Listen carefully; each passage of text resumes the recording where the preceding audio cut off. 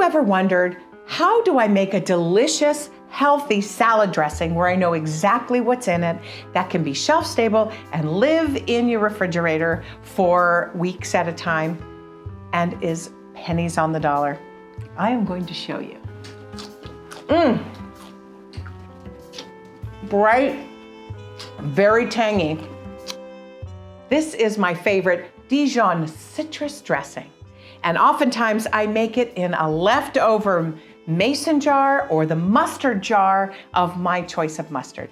The ingredients for me for today are going to be Dijon mustard, cracked pepper, garlic, fresh lemon juice and the zest of a lemon, red wine vinegar, apple cider vinegar, whatever you want. It's your kitchen, it's your rules. And then of course we've got a little pinch of kosher salt and maybe a little extra pepper just in case. The star of the show is a good quality olive oil.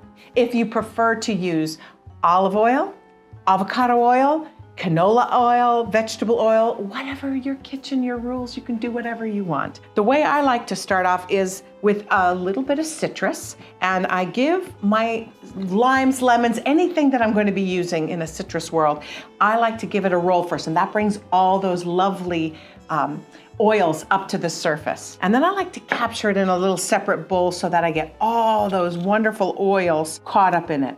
And I'm using a really cool tool that I found in Florence this last September when I went on a trip, but I've been using one ever since for years and years. But I found this one, it's my Florence tool. It's called a zester, and you can find it in kitchen stores, you can find it online. I like it because it gives you long pieces of the fruit rind without getting into the pith, which is the white part, which is bitter, and you don't want that. If you capture it in a bowl, you get all those extra oils. So I'm gonna set that aside, and I'm gonna go ahead and slice this lemon in half. Oftentimes I get rid of the ends, and I reserve those because maybe I'll wanna squeeze this into some lemon water later. All right, we're gonna use the juice of at least 1/2, maybe 2 lemon. While we have our knife out, we're going to get rid of the skins from our garlic. This is an old trick my Nono taught me. You just smash it very carefully with the side of your hand with the blade on its side. I'll do that again just so you can see. I'm going to smash it and peel it. 1, 2. The nice part about smashing it is it kind of helps macerate it, and that makes less chopping for you to have to do. I'm just gonna do a nice coarse chop. I'm using 2 big cloves of garlic. If you don't like garlic, you don't have to use it. You can also use shallots or scallions, or you can omit onion altogether. Your kitchen, your rules. You knew I was gonna say it. Into that, I put a couple of squeezes of Dijon mustard. That's about a tablespoon or so. You can do more or less. I'll add a little bit of cracked pepper. I like using these little pepper mills because I can throw them in my knife kit for when I do my catering events, and it's very easy to store. And you can buy these in many supermarkets and grocery stores, so they're very easy to get to. There we go. But it's that nice pungent, fresh cracked pepper that just brightens everything up. I can't express more how much I love to use fresh cracked pepper. To that, I'm going to use some vinegar. In the hierarchy of ingredients, you want to start with your aromatics, a little bit of seasoning. You want to add your vinegars and your other acids first before you add the olive oil. Just because I know I'm going to add just a pinch of salt, I know I'm going to want to taste and season it later, but this way at least I have it at the ready.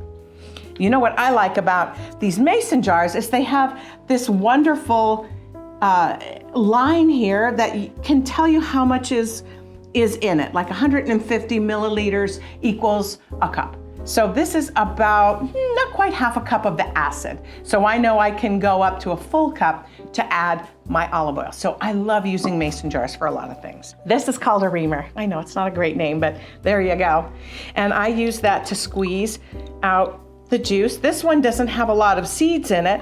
If I wanted to just do old school, and I call it the paper cut test, then I just squeeze it between my fingers. This only yielded 1 seed. So if you get lucky, and granted, a lot of the commercial lemons don't have a lot of seeds. If you're lucky enough to have a tree that bears fruit, then by all means, I recommend you use your fresh lemons all the time and save it. You can save it in an ice cube tray and freeze it. Pop them out in a little zipper bag in your freezer and pop them out in tablespoon portions for hot tea or sauces or whatever. It's a great way to use your fruit. I'm gonna hold on to this because I wanna taste it first. So, since we seasoned it and we have our acids in, we're gonna seal it very tightly, and in fact, I'm gonna double check I've got it tight because this is one part where you don't wanna wear it. I should have my bib apron on. All right, shake it, shake it, shake it. You get your exercise out of this, which is also great for your Valentine romantic dinner. All right. Oh, there we go. This is nice and snug. And look at that color. It just is nice and frothy. It's got the color, the aroma that you want. Sometimes I can smell and know if I need a little more acid or not, but I think it's pretty good. So I won't add my zest yet. I'm gonna add my oil first, but then I'll add the zest later, but I wanna have it at the ready because I'm known to forget things. And in goes the dressing. If I were making this in a blender or a food processor, I'd want to have that low, slow, steady stream like that and keep processing. That is a great way to emulsify or blend your dressing. But because I'm doing this in this wonderful mason jar trick, I do about half of what I want, and then I give it a little shake. Now I'm gonna add a little bit more oil into this because I believe it needs a full cup. And what's nice is you have now a full cup of beautiful dressing that you can have at your fingertips for the week long. Give it a good hard screw down so it doesn't explode all over the kitchen. All right, and now we're going to add in a little bit of zest and taste it. So let me taste for seasoning first. I know that this lemon zest is gonna add a nice brightness, so I don't have to have that in until the last minute. Take a piece of lettuce or whatever you're gonna use for your dressing, and ooh, hello cilantro, goodbye cilantro. You're just gonna take a little piece of lettuce and you're gonna dip it into the dressing. It's clean, you're not double dipping. It's your kitchen, your rules. Bright, very tangy. I'm going to add definitely a pinch more salt, maybe a tiny pinch of pepper more. Has enough acid, so I don't need this lemon, but I'm going to add the zest at this time, and I'm going to add a little more olive oil because I want to balance the acidity.